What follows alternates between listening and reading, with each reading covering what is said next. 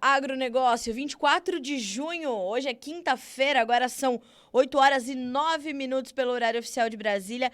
Tá no ar a nossa abertura de mercado aqui pelo Instagram do Notícias Agrícolas e também pelo nosso canal no YouTube. Agora também estamos sendo transmitidos pelo YouTube, senhoras e senhores. Lembrando que o Bom Dia Agronegócio tem o apoio da Cochupé, a maior cooperativa de café do mundo. Senhoras e senhores, siga este perfil no Instagram, @Cooperativa Cochupé, para você ficar de olho em tudo que acontece na cafeicultura brasileira e mundial, tá certo? Bom, como sempre fazemos, a gente vai começar aqui com uma girada pelos preços das commodities todas, porque temos, de fato, um dia aí interessante para se observar. Novamente, todas as commodities em queda nas bolsas internacionais, nos mercados internacionais. Então, a gente vai entender exatamente o que está acontecendo, vamos entender por que essa situação e, principalmente, olhar para o mercado de grãos, que continua a ser pressionado pelas previsões climáticas mais favoráveis lá para os Estados Unidos, tá? Então, soja cai agora 0,98%. No seu primeiro contrato. Quando eu passo essa primeira rodada nos preços, pessoal, é sempre os primeiros contratos, tá? O milho cai 0,85% agora na Bolsa de Chicago. O trigo, 1,09% de baixa. O café arábica na Bolsa de Nova York, 0,65% de queda. O açúcar, estável. Nesse momento, acabou de zerar o mercado. Estável no primeiro contrato.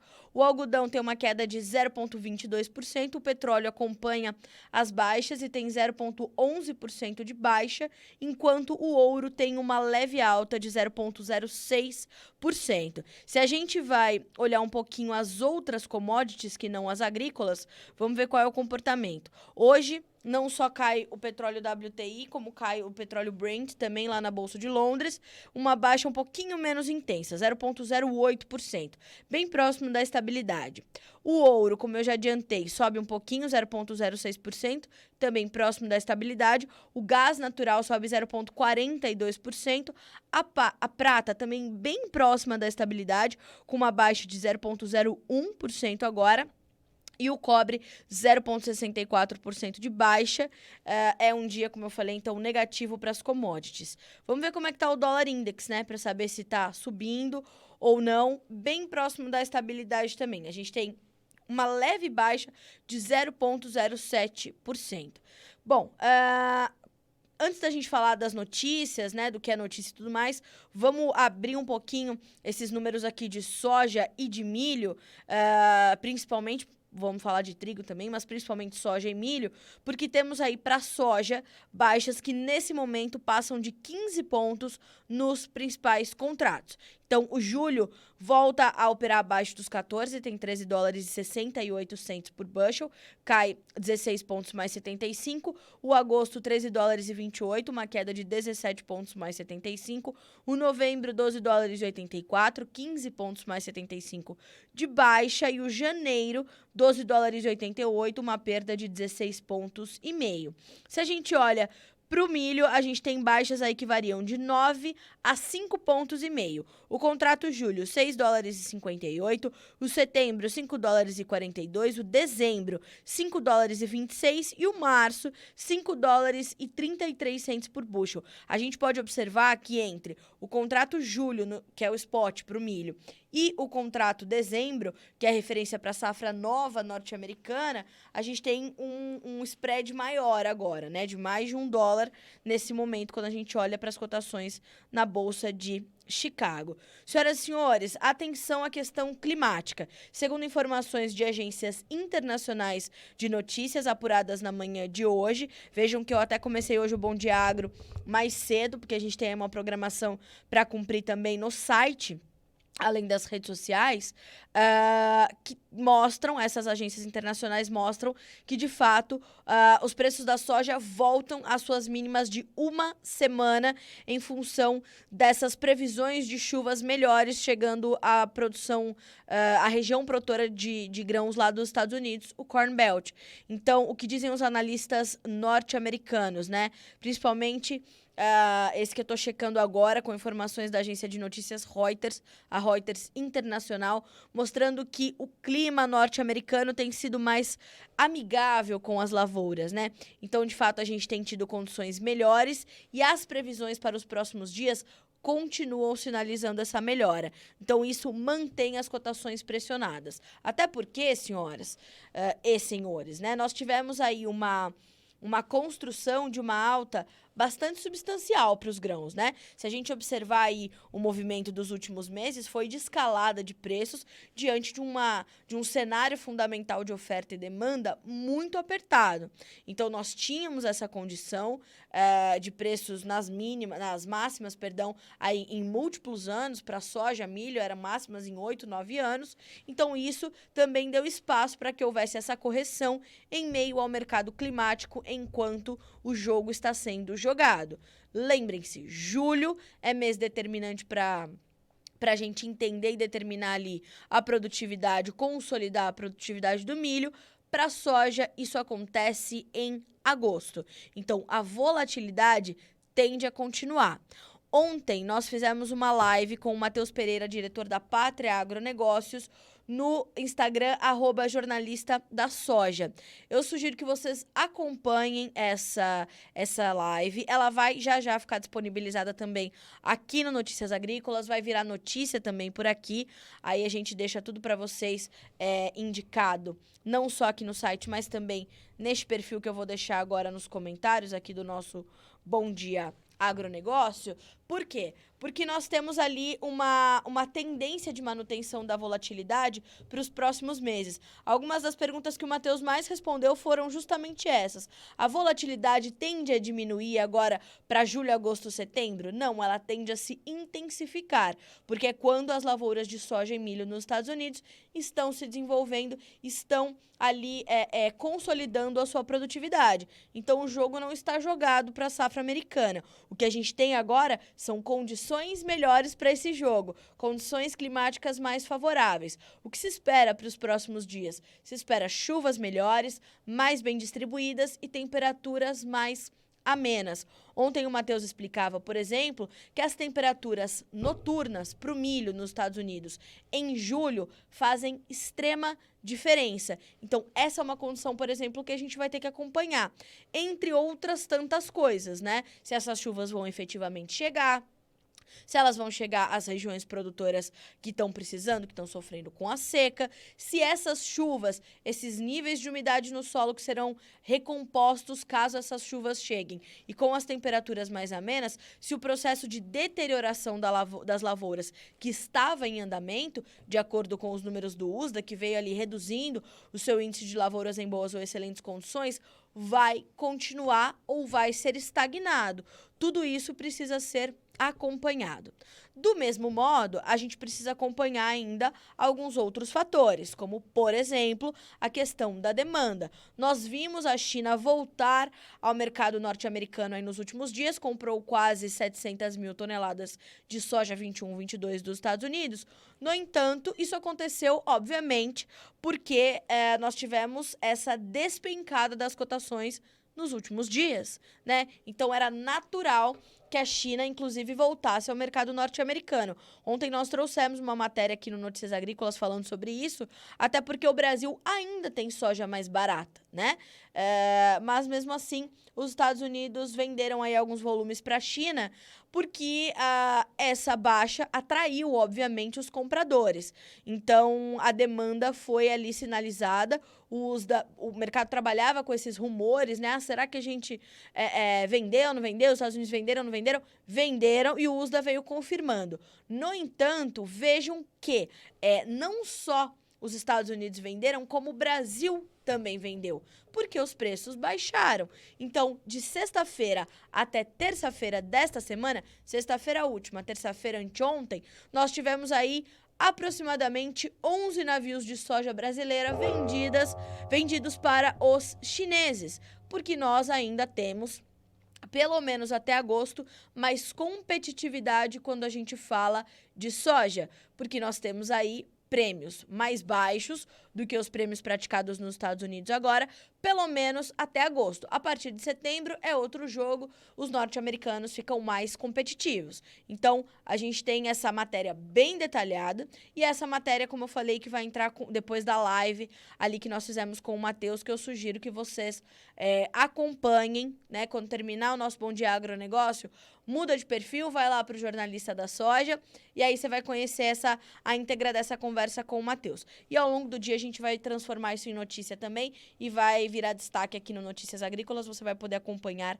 também, certo? Então, essa é a situação para a soja. Quando a gente fala do mercado brasileiro de soja, nós estávamos aí com esse recuo nos preços. Então, os preços aqui no interior do Brasil, no mercado nacional, chegaram a perder até R$ 30 por saca, né? Obviamente que não só por Chicago, mas nós tivemos uma perda também do dólar. O dólar se desvalorizou frente ao real e opera abaixo de R$ 5. Ontem fechou com R$ 4,96. É natural que a gente veja essa pressão bastante forte aí sobre os preços da soja, né? O que ajudou a equilibrar o mercado foram os prêmios. Carla, isso vai acontecer para sempre? Agora o produtor brasileiro que ainda tem soja para vender não tem mais boas oportunidades? Negativo, né? Nesse momento, tem poucos negócios efetivamente acontecendo. A gente tem alguns negócios pontuais, como eu falei, de sexta a terça-feira vendemos aproximadamente 11 navios de soja para a China, e isso dá soja pra caramba, senhoras e senhores. Então, nós temos que acompanhar. Mas, conversando ontem com o Matheus, ele dizia o seguinte: Carla, pode ser que a gente tenha uma piora ainda, até que os preços voltem a melhorar, até que os preços o mercado encontre de volta a sua racionalidade. E a sua racionalidade são preços altos, porque nós temos pouca oferta para finalizar o ano. E isso se transmite também para o milho. Então, segundo o Matheus Pereira, assistam essa live, senhores. A gente vai ter ainda boas oportunidades para quem quer comprar para quem quer vender soja e milho no segundo semestre, porque temos aí uma demanda ainda interessante. Lembrando que em alguns pontos do Brasil a gente já vê o mercado interno pagando melhor do que a exportação, e isso para a soja tende a se intensificar no segundo semestre. É natural que aconteça. A oferta não é das melhores, a gente tem pouca soja para comercializar a partir de agora até o final de 2021. Para o milho, embora neste momento haja uma pressão sobre os preços em função de estarmos em plena colheita, termos um dólar mais baixo, há uma pressão que vem de Chicago. Chicago pressiona a B3, mercado futuro no Brasil, que vai empurrar os preços para baixo aqui no Brasil. É um momento realmente de pressão sobre as cotações. Essa pressão não é eterna. Então, quem vai planejar aí as suas compras para o segundo semestre, segundo explicou o Matheus Pereira, diretor da Pátria Agronegócios, ainda vai ter bons momentos de comercialização, vai ter boas oportunidades. De outro lado, atenção quem compra soja e milho, porque os atuais momentos podem ser excelentes oportunidades para comprar os seus insumos. Claro que ainda são patamares elevados, no entanto, podem ser janelas boas de oportunidade, tá certo? Então, quando a gente olha para o mercado de milho e soja internamente falando, essa é a situação que nós temos. Agora, temos sim preços que sofrem uma pressão, podem sofrer uma pressão um pouquinho mais agressiva diante dessa volatilidade de Chicago, mas tendem ainda a trazer boas oportunidades para os produtores brasileiros, tá certo? O Zanetti me pergunta: bom dia, meu amigo. Carla, como as cotações estavam a níveis recordes nos últimos meses, podemos acreditar que esse é um dos fatores que torna, a princípio, a volatilidade dos preços dos grãos?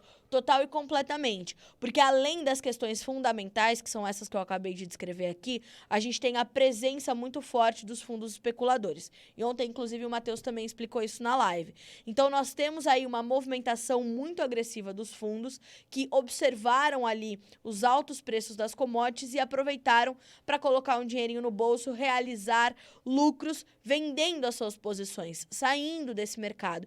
E essa essas máximas que os preços atingiram foi, entre outros fatores, o que acabou motivando essa reversão de posições. Então, nós temos aí um volume de posições compradas dos fundos investidores, dos fundos especuladores, muito mais baixo do que nós víamos há alguns meses. Para a soja, são as mínimas em 10 meses, para o milho, em 6 meses. Por quê? Porque ficou interessante ali o mercado e os fundos especuladores, os fundos investidores, reverem as suas posições, né? Refazerem ali as suas estratégias. E isso, obviamente, é motivado no mercado financeiro por outros fatores, né? Que fatores são esses? A sinalização de aumento de juros nos Estados Unidos, a interferência do governo chinês no mercado de commodities, que continua, o governo chinês está ali investigando a formação de preços e a comercialização de algumas commodities metálicas, né? Como, por exemplo, o minério de ferro. Então, a gente vê que há uma interferência ou uma presença, uma influência do mercado financeiro bastante intensa sobre as commodities agrícolas de uma forma geral neste momento. E não só sobre as commodities agrícolas, mas sobre as commodities também num âmbito mais amplo, né? Num espectro mais amplo. Então, sim, Zanetti, a sua análise está realmente correta nesse momento, segundo também outros analistas e consultores de mercado. Assistam a live que fizemos ontem no Jornalista da Soja com o Matheus Pereira. Falou bastante sobre essa questão também dos fundos especuladores, tá? Vale a pena acompanhar. O Diogo mandando bom dia pra gente. Vamos ver, né, quem já tá conosco. Hoje eu desembestei aqui a falar, feito uma doida, né? E nem dei bom dia pra todo mundo. Vamos lá. Ô, Caio, acabei de assistir a live agora com o Matheus. Muito boa análise de mercado, perfeito. Obrigada pela audiência, viu, Caio? Foi realmente muito legal. Teve uma interação muito legal da nossa audiência, fazendo perguntas excelentes, enfim. Temos ali bons comentários. Lembrando que a Letícia Guimarães, senhoras e senhores, está conosco lá na redação do Notícias para trazer ali, né, segurar todas as informações que eu não consegui responder hoje, vou respondendo nos próximos dias, tá certo? Vamos lá. Campo Grande, Mato Grosso do Sul conosco. Gabriel Perego sempre com a gente de Medianeira, no Paraná. A Daiane, que inclusive acho que estava conosco na live ontem também, né, Daiane? De onde fala mesmo a Daiane? Já me esqueci aqui. Caramba. Mato Grosso do Sul, né, Daiane? Eu tenho quase certeza. Tenho quase Quirinópolis no Goiás conosco, Dourados no Mato Grosso do Sul, pessoal de Cambira no Paraná, o próprio Caio, né, da Cerealista Cidibel. Temos também conosco Pelotas no Rio Grande do Sul, o Diogo lá de Poços de Caldas. Bom dia amigos do agro, bom dia. Vamos lá. Santa Cruz do Sul, no Rio Grande do Sul, está chovendo e muito. Espero que essas chuvas estejam chegando aí para vocês num bom momento, né? Espero que realmente sejam boas chuvas aí, positivas, né, para vocês. Olha só, hoje tá subindo aqui os comentários, eu vou perdendo. Pinhão, no Paraná. Temos também o Espírito Santo com a gente. Três Lagoas, Mato Grosso do Sul. Minas Gerais. Temos também Nova Mutum, Mato Grosso. Santa Terezinha de Itaipu, no Paraná. Temos também, deixa eu ver aqui, tinha uma pessoa conosco do Espírito Santo, eu acho. Mas, enfim, vão mandando para mim aqui de onde vocês estão falando, cidade, estado, Edéia, Goiás, Londrina, Paraná, Líria, Minas Gerais, Dourados, ó lá. Unaí, Minas Gerais, Lucas do Rio Verde, Mato Grosso e a Daiane de Dourados, no Mato Grosso do Sul. Bom, Sebastião Laranjeiras, Bahia, Guararapes, São Paulo, senhor Zanetti conosco sempre. Esse menino tá cada hora num lugar, vocês têm que ver. O bicho tem uma rodinha no pé, coisa impressionante. Cada Bom Dia Agronegócio, ele fala de um canto diferente. Júnior, aqui no norte do Tocantins está chovendo também. Ainda bem. Isso é bom, Júnior? Me diga se vocês estão recebendo bem essas chuvas agora. O pessoal do Rio Grande do Sul também, se essas chuvas são boas. A gente está aqui acompanhando. Ontem, eu até separei aqui as perguntas que nós recebemos ontem, porque como eu já ia mesmo começar o Bom Dia Agronegócio com o mercado de grãos, Ontem nós recebemos várias perguntas. Milho safrinha, alguma procura? Tem procura, tem demanda, obviamente, mas a demanda um pouco mais contida agora. Os compradores sabem que está chegando o produto novo, que está chegando a oferta da safrinha, embora menor. Então, a gente tem essa condição aí de pressão sobre os preços e os compradores um pouco mais contidos, um pouco mais retraídos agora, segundo explicam analistas e consultores de mercado. Milho a médio prazo, falamos bastante aqui já hoje sobre o milho, né? Então, nós conseguimos trazer ali uma condição. Não deixe de assistir a live, essa pessoa que me perguntou ontem sobre o milho a médio prazo. E mais do que isso, os preços tendem a subir um pouquinho mais na sequência dessa possível continuidade das baixas, segundo explicou o Matheus, justamente porque nós temos aí uma condição de volta de racionalidade ao mercado, né? E a gente não pode também ver os preços baixando muito, atraindo muito a demanda, porque senão a gente vai ter uma escassez ainda mais agressiva de produto, tá? A soja vai subir? A soja tende a subir, mas precisa passar por esse furacão que é o mercado climático norte-americano. Mas aqui para o Brasil, o segundo semestre ainda deve trazer boas oportunidades aos produtores, também segundo explicam os analistas e consultores de mercado. Agora, os preços ainda seguem bastante pressionados, tá? Aí a próxima pergunta era sobre a soja também. Vamos lá. Quando as máquinas entram na lavoura, pode mudar o cenário com queda de produtividade bem acentuada? Podem, né? De fato, quando a gente tem essa conclusão aí da colheita, que a gente sabe o tamanho da nossa oferta e vai entender como é que o mercado vai reagir a isso, né? Aí as pessoas perguntaram bastante aqui sobre a safrinha de soja, sobre os fertilizantes. Ontem nós respondemos sobre os fertilizantes e a gente continua monitorando essa situação. Ontem, inclusive, nós fizemos uma entrevista com o IRGA, o Instituto Rio Grandense do Arroz, que nos trouxe esse aumento dos custos de produção para a próxima safra, sinalizando um aumento puxado pelos fertilizantes, que é uma situação que a gente vem relatando já aqui há pelo menos umas 2 semanas, né, aproximadamente. Então, realmente, a gente tem uma condição bem complexa agora para os fertilizantes, que não vem muito espaço para voltar a cair. Ah, Carla, mas o dólar está caindo. Sim, o dólar está caindo, mas na composição dos preços desses produtos e dos insumos de uma forma geral, embora o câmbio tenha uma participação aí considerável, é importante a gente lembrar que estes insumos, estes produtos, eles também têm o seu próprio cenário de oferta e demanda. E quando a gente olha para os fertilizantes, a gente tem um aumento da demanda considerável, né? Ontem, inclusive, a gente falava sobre a possibilidade de aumento da área de soja no Brasil e se fala num aumento aí considerável na casa de 6%, o que fica muito acima do aumento da média do aumento dos últimos anos. Por quê? Porque os preços altos atraíram um aumento dessa área, que deve se consolidar aí na safra 21-22, e isso se deu, obviamente, não só no Brasil, mas nos principais países produtores. E eu não falo só de soja, mas eu falo de milho, eu falo de trigo, eu falo de outras culturas, porque a demanda tem sido bastante agressiva. E nós tivemos um choque de oferta na temporada 2021 para várias culturas. Então, para a safra 21-22, os preços atrativos acabaram estimulando esse aumento da produção. Então, este aumento da produção vai puxar, obviamente, os preços dos insumos, né? Então, não é só o dólar que está interferindo aí nessas condições, tá? A gente vai continuar acompanhando.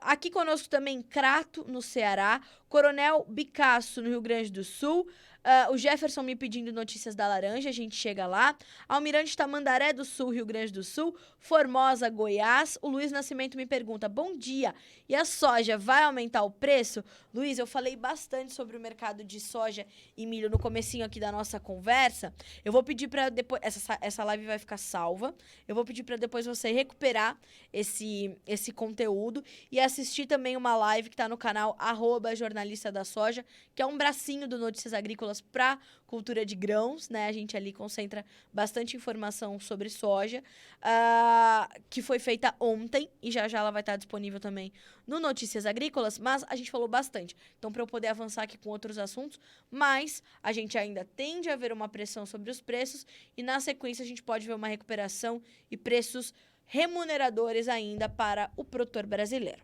tá? Vamos seguindo por aqui, portanto, vamos ver como é que está o mercado de café nesta manhã de terça-feira, não, né? De quinta-feira, senhoras e senhores. Hoje, como eu falei, é um dia de baixa para os preços. Os preços perdem entre 60 e 85 pontos, baixas mais agressivas no mercado spot, no mercado disponível. O contrato julho, 151 cents mais 85 por libra-peso, com uma perda de 85 pontos. O setembro, 153 cents. O dezembro, 155 cents mais 90 por libra. E o março, 158 cents mais 40 por libra-peso.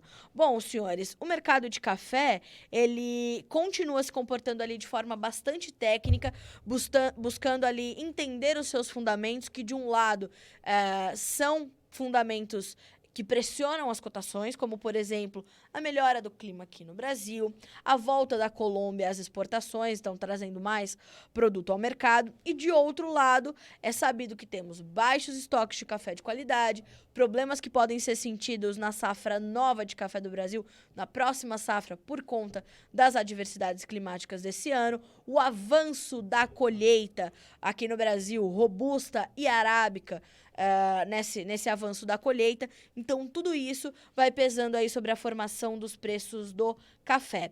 Para o cafeicultor brasileiro, nós temos aí esse ritmo da colheita ajuda também a pressionar as cotações. Segundo informações do CPEA, né? Após o início mais lento, a colheita da safra 21-22 de café arábica começa a ganhar ritmo no Brasil. O levantamento do CPEA mostra que até a última semana, as atividades mais avançadas na zona da mata, no estado de Minas Gerais, estavam mais avançadas, onde de 20% a 30% da produção total já havia sido colhida. Segundo agentes consultados pelo CPEA, o início das atividades foi um pouquinho mais lento nesse ano em relação às safras anteriores, devido à maturação tardia dos grãos. Isso foi reflexo da desuniformidade que nós observamos nas floradas em 2020 por conta do clima adverso. Então, é sabido que essa já era uma safra de bianualidade baixa, né? Já era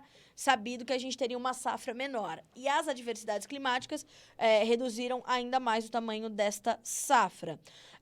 Então, a gente tem essa expectativa de que a colheita ganhe um pouco mais de ritmo, né? Um ritmo um pouco mais acelerado nesse finalzinho de junho, começo de julho. E nós temos esse maior volume de café, portanto, chegando ao mercado com o avanço da colheita. Diante disso, nós temos os preços aí recuando de uma forma geral, mas ainda para garantir patamares muito altos, né?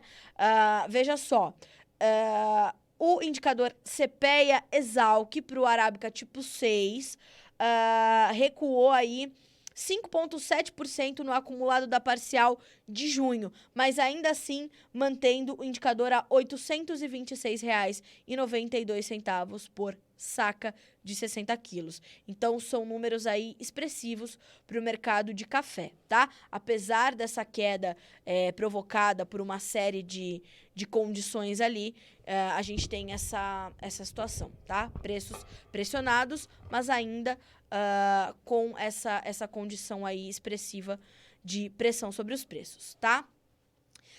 Enquanto estamos aqui nós conversando no Instagram, lembrando, estamos sendo transmitidos também pelo YouTube. E o Marcos Verri, de Londrina, no Paraná, trouxe aqui o seu comentário, né? Fertilizantes e sementes explodindo de preços. Então, são aqueles custos de produção, como eu falei, mais elevados esperados já para a próxima temporada, para as próximas temporadas de diversas culturas. Não só soja, milho, né? Milho verão, aí como é que vai ser a área, como é que o produtor vai se comportar. A gente está acompanhando essa situação, tá?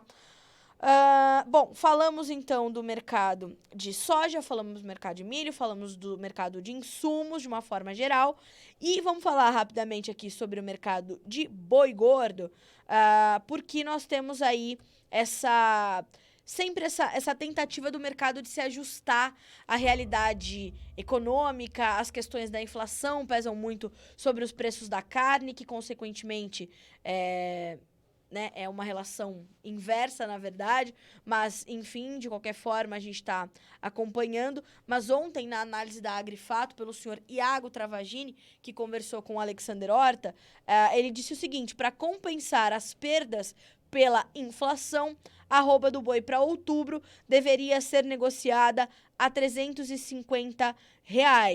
Apesar de preços nominais acima dos praticados no início do ano, o poder de compra do pecuarista recuou 3% e pode chegar a 8% se a cotação futura na B3 não evoluir. Por que o poder de compra recuou tanto? Porque a arroba subiu, mas os insumos, principalmente para o confinador, aumentaram muito, né?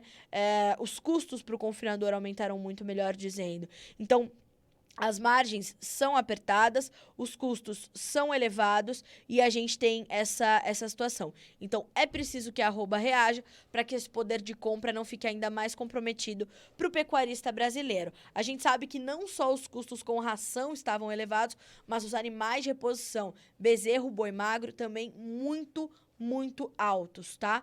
Eu tô aqui até puxando as informações da Agrifato, que nós temos aí, né? Veja o que diz o levantamento da Agrifato, né? O levantamento apontou que o poder de compra do pecuarista atualmente está 3% menor do que o comparado com os valores da arroba praticados no início do ano. Em janeiro, a arroba estava sendo cotada a R$ 289. E hoje, estamos ali perto de R$ 316. De acordo com o analista de mercado Iago Travagini, para que um poder de compra fique justo, né, com o preço da arroba, nós deveríamos ver a arroba ser negociada a R$ 350. Abre aspas para o senhor Iago Travagini. No início do ano, o valor da arroba estava em um patamar inferior ao praticado atualmente. Se os preços futuros da arroba não evoluírem, podemos ter uma relação de troca desfavorável em até 8% em outubro, frente aos preços praticados em janeiro deste ano. Inclusive, essa volatilidade que a gente vê no mercado de grãos, ela não só está restrita ao mercado de grãos, como ela chega também ao mercado de boi gordo, tá? E ela tende a se intensificar em 2021-22 também, segundo explicou o Matheus Pereira, da Pátria Agronegócios, até de pecuária nós falamos ontem. Então, veja como a gente tem essa condição aí também sendo monitorada pelo mercado. Então, atenção você pecuarista, porque você também vai ter um mercado bastante volátil pela frente.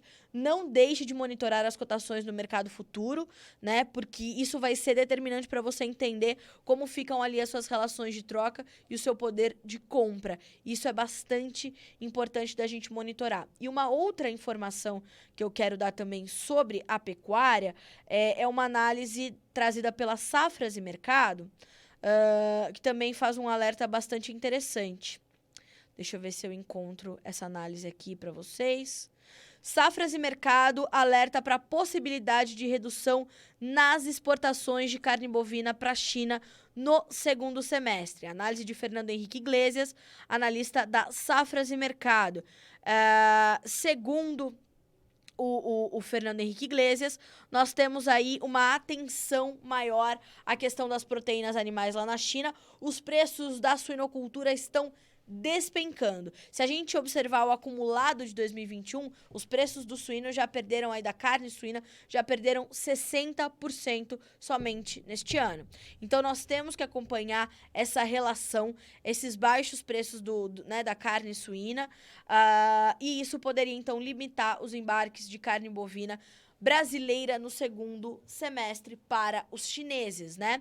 Ele diz o seguinte, abre aspas, nós estamos acompanhando as cotações do leitão, que recuaram na potência asiática há pelo menos 2 meses. Além disso, a China conta com uma negociação futura para o suíno vivo que está apresentando desvalorização. Ontem, os futuros do suíno negociados na Bolsa de Chicago registraram as limite de baixa, né? Por quê? Porque segue essa pressão aí sobre a suinocultura e quando a gente olha para a suinocultura, a gente fala da China especificamente. Quando a gente fala de suinocultura na China, a gente tem essa recomposição dos plantéis, apesar dessa dificuldade com algumas zoonoses. Então, a gente tem a recuperação dos plantéis de um lado, de outro lado, uma desova de animais muito forte acontecendo pelo suinocultor chinês, abatendo animais mais cedo, animais mais jovens, vendendo ali na bacia das almas os seus animais, porque está vendo essa despencada. Custos para o controle das zoonoses entre os suínos também mais elevados. Tudo isso, senhores, provoca aí uma reorganização do mercado chinês, como explicou ontem o analista de mercado Eduardo Vanin ao Notícias Agrícolas.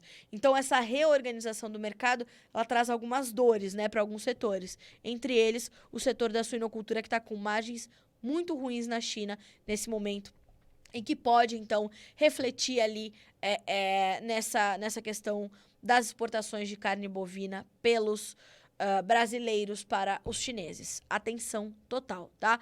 Não deixe de monitorar as cotações na B3. E todos os dias aqui no Notícias Agrícolas tem informação fresquinha sobre a suinocultura pela Letícia Guimarães e o Alexander Horta também atualizando o mercado do boi gordo diariamente. Entre 11h30 e meio-dia tem Alexander Horta na bancada, ao vivo, inclusive respondendo a pergunta dos nossos internautas sobre este mercado, tá? Vale a pena acompanhar. Então, atenção total à pecuária brasileira, tá certo?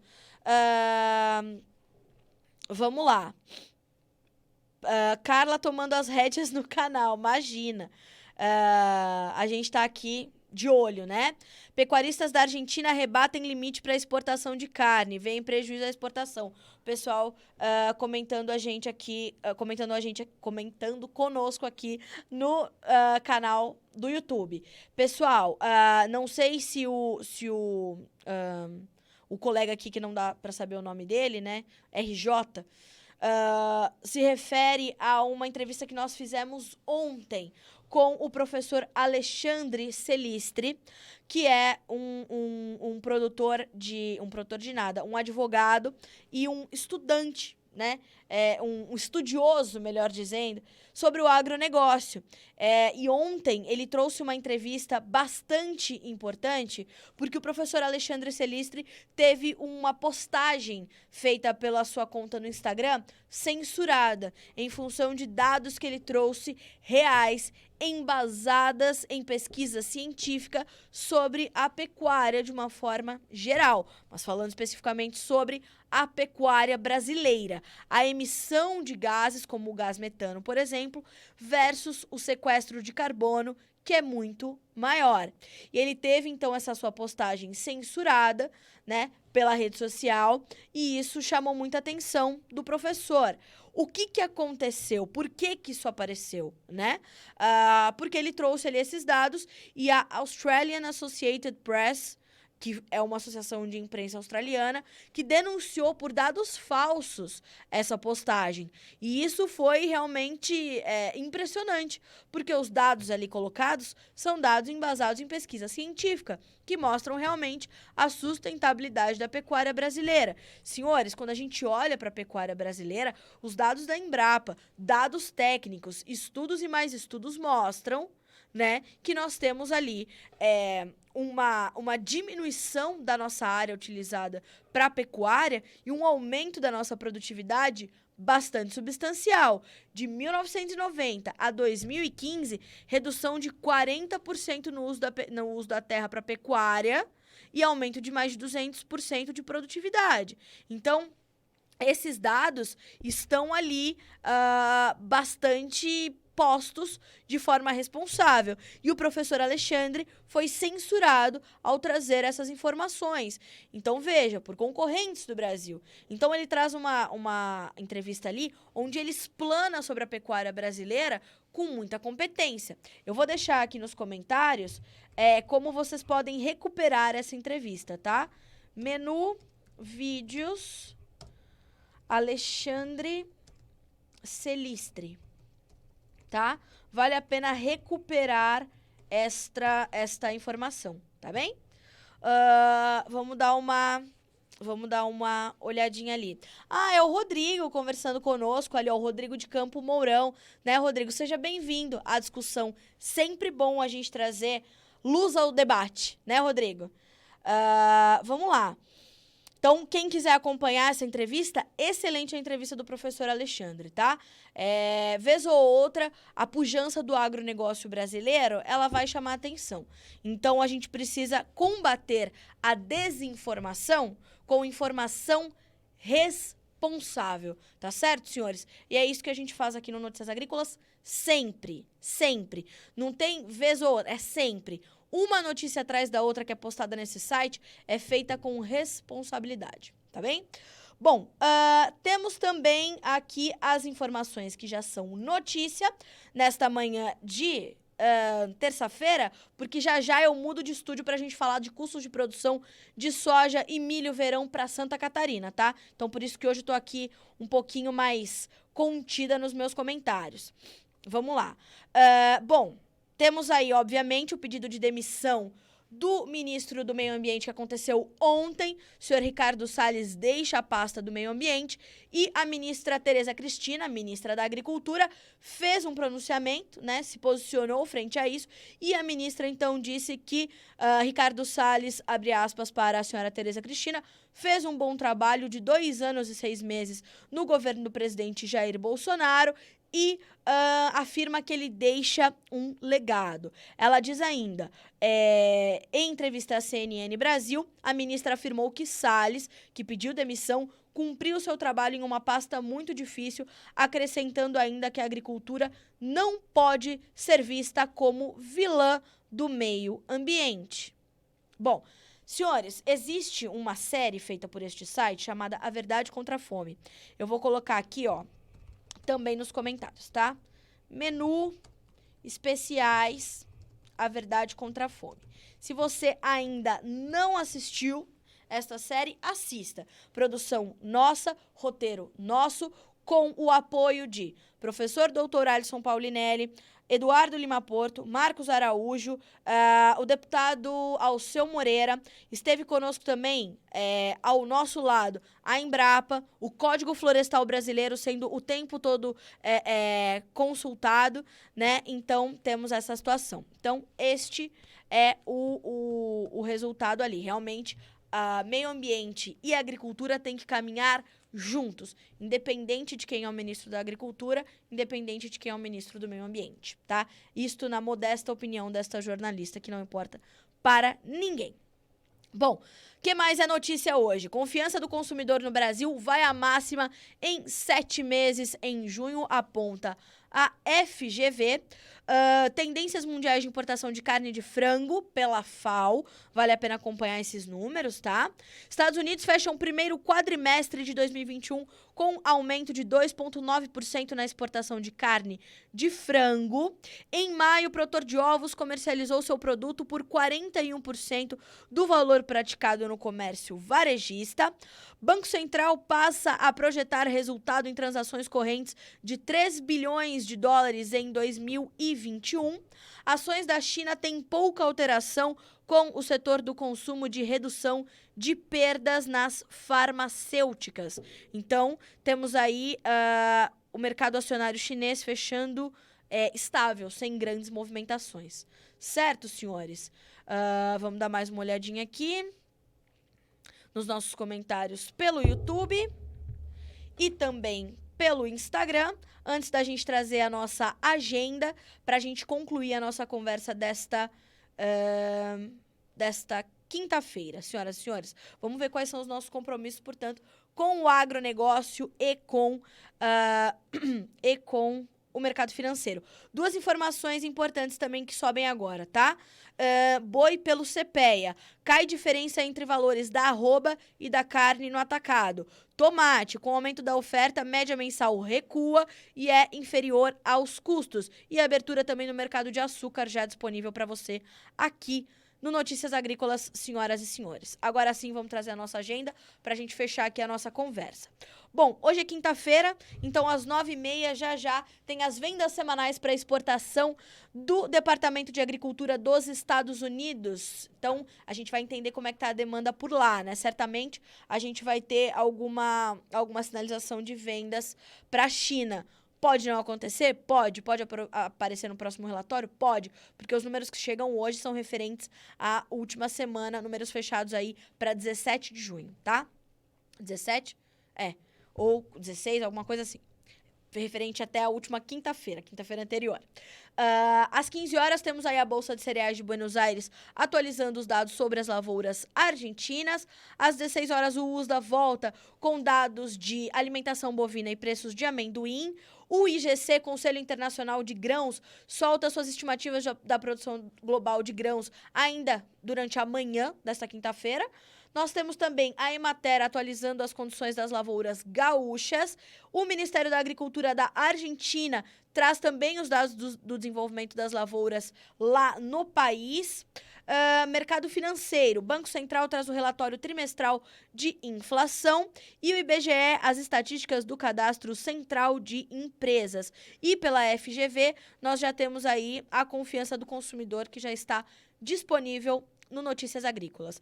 Quando a gente vai para o mercado financeiro internacional, às 9h30, temos aí leitura do PIB do primeiro trimestre norte-americano, temos também dados semanais de pedidos por seguro-desemprego no país, pedidos de bens duráveis nos Estados Unidos e também índice de preços de despesas de consumo pessoal e balança comercial de bens lá nos Estados Unidos. Às 11h30, nós temos os estoques de gás natural dos Estados Unidos e tudo que é combustível tem chamado muita atenção no mercado norte-americano, precisa acompanhar. Às 11h30, tem o pessoal do Comitê Monetário Norte-Americano, discurso de John Williams, que é membro deste comitê, tá certo? Então, hoje, o mercado financeiro tem uma agenda cheia nos Estados Unidos, o que pode mexer ali com os ativos, tá? O Eduardo Vioto, gostei da sua blusa. Bom dia, Carla. Garoto, se soubesse, eu sou uma jornalista bem fora do prumo, né? Daí hoje eu vim aqui com a Liga da Justiça para me ajudar a fazer esse Bom Dia Agro, né? Ainda bem que só dá para ver essa parte, porque atrás tem um negócio da Mulher Maravilha deste tamanho, Eduardo. Depois eu deixo você dar uma volta com ela, se quiser, tá? Você me manda seu endereço, eu te mando ela, depois a gente vai fazendo essa troca. Fechado? Obrigada, viu? Vamos lá. O Daniel Alves pergunta aqui, ó, pra gente. Bom dia, o milho já foi comentado? Foi sim, viu, Daniel? Mas essa conversa vai ficar salva, tanto no YouTube quanto no Instagram do Notícias Agrícolas. Aí você pode depois recuperar. Foi bem no começo. Eu comecei o Bom Dia Agro hoje falando bastante sobre mercado de grãos. Então vale a pena acompanhar. E não deixe de assistir uma live que nós fizemos ontem no Instagram, @jornalista da soja. Tá? Lá com o Matheus Pereira, diretor da Pátria Agronegócio, falou um montão sobre o mercado de milho.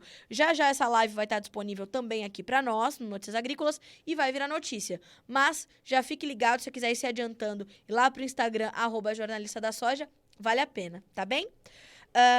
Vamos lá. O que mais temos aqui hoje para concluir a nossa conversa? Sim, senhores, não se esqueçam, né? Como eu falei, agora às 9 horas, troco de estúdio para a gente trazer custos de produção para a safra 21-22 de Santa Catarina. Vamos fazer bastante a relação soja e milho para a gente entender como vai ser a próxima temporada catarinense. Estamos levantando custos estado a estado. A gente vai fechar a nossa série de entrevistas com o Mauro Ozaki, pesquisador do CPEA, que vai fazer um apanhado geral aí para nós. E aí isso tudo também vai virar uma grande notícia com todos os vídeos ali concentrados para você entender como vai ser a safra 21-22 do Brasil, que deve ter a maior área da história desta cultura neste país e pode passar de 40 milhões de hectares cultivados com soja. E ao contrário do que muita gente diz, porque agora tá essa grande polêmica nas redes sociais. Uma ex-BBB falando uma bobagem atrás da outra num vídeo que tem uma repercussão enorme, porque ela é uma ex-BBB, sobre soja. Senhoras e senhores, pelo amor de Deus, vamos falar sobre aquilo que a gente sabe. Não é?